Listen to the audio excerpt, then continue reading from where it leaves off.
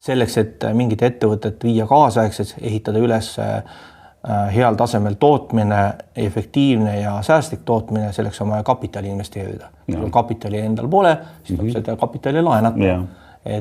Ja rahal on oma hind. Kindlasti kuulajad kuulavad toidujulgeolek, aga meil on ju poed kaupa täis, et mis julgeolekust me siin räägime, et toit on küllaga, on ju. Absoluutselt. Aga miks see on tähtis? Vaadake, milline kisa kohe tuleb, kui võilett poes tühjaks saab.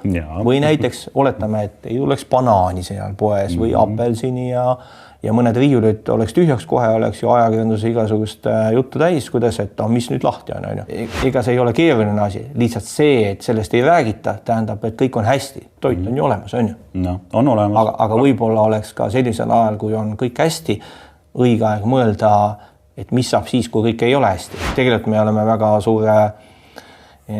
suure riskiga ettevõtluse tegijad, jah, aga see ongi nagu huvitav, et me kanname nii suurt riski, aga nüüd, kui läheme siin väärtusahelas nagu järjest ettepoole, siis kas sul ei tundu, et mõned nendest ahelatest või selles ahelas mõned töötlejad või aekaupmehed, nende risk on mõõtmatult väiksem kui meie oma? Väiksemaid tootjad ikkagi konkurentsist lendavad välja ja see on üks põhjus, miks Eestis on väga palju tootmine suurenenud, sest lihtsalt väikestel on kaks võimalust. Kas sured või kasvad suuremaks.